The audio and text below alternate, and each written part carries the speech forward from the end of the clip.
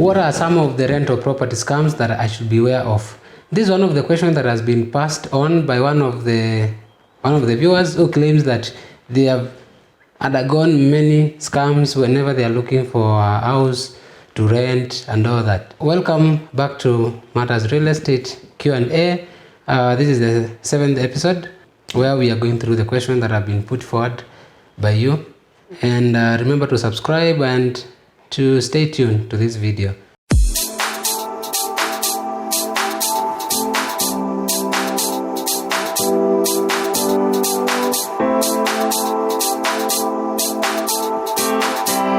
So on question number 7, some of the rental property scams that one should be aware of. And if you suspect that the property is a scam or the deal is a scam, it probably is. So always follow your guts. So on number 1, some of the scams is if a deal is too good to be true, probably it's not true. So this one happens when you look for a house, it comes with all the features that you are looking for, and the rent is within your range, and you think, yeah, this is a deal, and it's actually below your budget. So think twice if you are looking for a house and you find that it's exactly what you want, but the budget is below. Because those are some of the scams that are put forward to lure you to part with your money.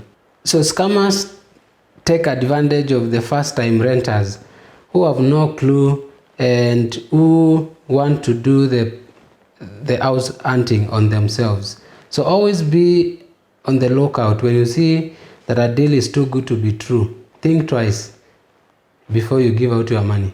And then on number 2 is that one of the scams they use is you find an empty house.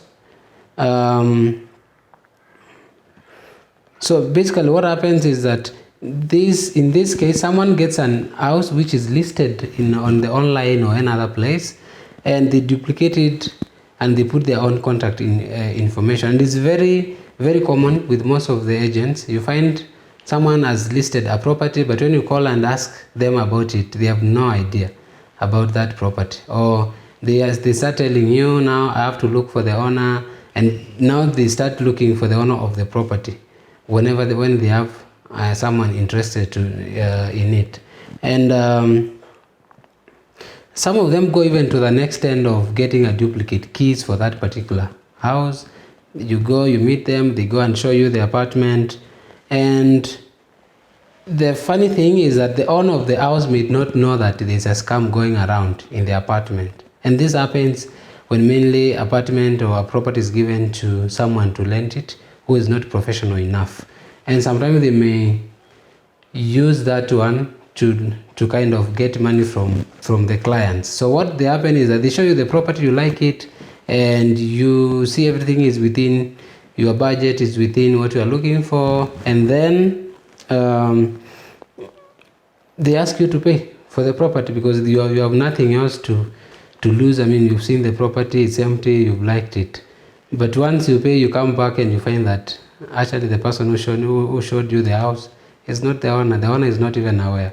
So it's always good to be on the lookout and do your due diligence, find out the owner, ask around about any particular property before you make any payment. On the third common rental property scam, this is now a situation whereby you see a property, you like it, and whenever you call the owner of the property to finalize, now you have all the details, how much it's going for, and any other information that you might be looking for.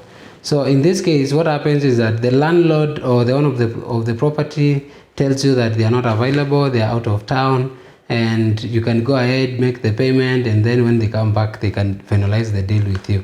And I can tell you for sure, there is no any serious property owner, serious landlord who is keen to rent out their property and who cannot avail themselves even to send a representative, even if they are out of the country, they are abroad or wherever.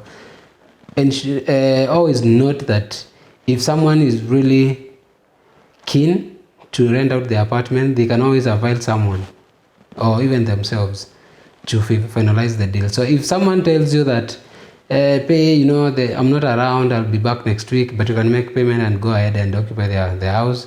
That's the major red flag. Always be on the lookout. Ensure that the person that you are meeting, you are paying to, you can see them, you can identify them, and you can confirm for sure this is the owner of this property, or this is the that representative of the apartment.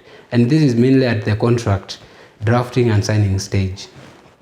And on the other, number 4 is this number 4 is very tricky, because it's hard to suspect anything, because this is a situation whereby you find a house, it is already occupied by another tenant who tells you that and you visit the place, you get someone, they show you around, and they make you feel welcome and all that, and they even give you a fake lease agreement to sign.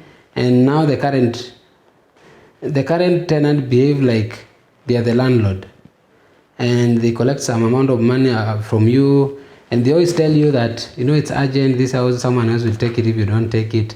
So they tell you probably they are moving out, or they are going somewhere else, to another apartment, to another house. So you end up being convinced that this is the owner of the property, is moving out, and you are going to occupy the house. So it is very difficult to suspect anything in this situation. So what you should do is that always confirm the ownership, and there are so many ways you can do that. And then on the last one, the last scam that mainly happens is when there's no lease agreement involved. And like I talked on my other video, is that always ensure that you pay any money after you have a valid lease agreement. And by valid lease agreement here, I mean you make sure that you sign the lease with the owner, and in this case the correct owner, or the right owner of that particular property.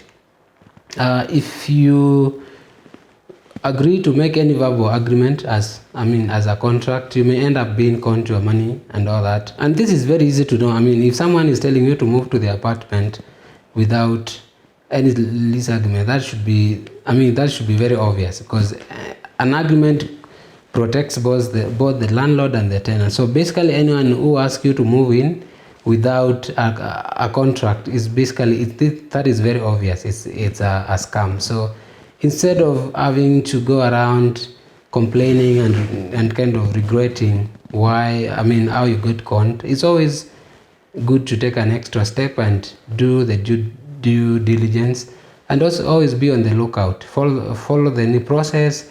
Ensure that you ask around, and ensure that you also you follow the right procedure. And mainly, the main reason why people get conned is basically because you want to settle for something cheaper than what you can see yourself. Because if you see a particular property is very low priced, that should also make you suspect something. So you should always be on the lookout. Always make sure that you get value for your money. And value for your money this time means if you get something good which is below the budget, as you may feel, always know that might be a trap. So thank you so much for watching my channel. It's always a pleasure to have you around. Please ensure that you subscribe so that you get a notification every time I post a new video.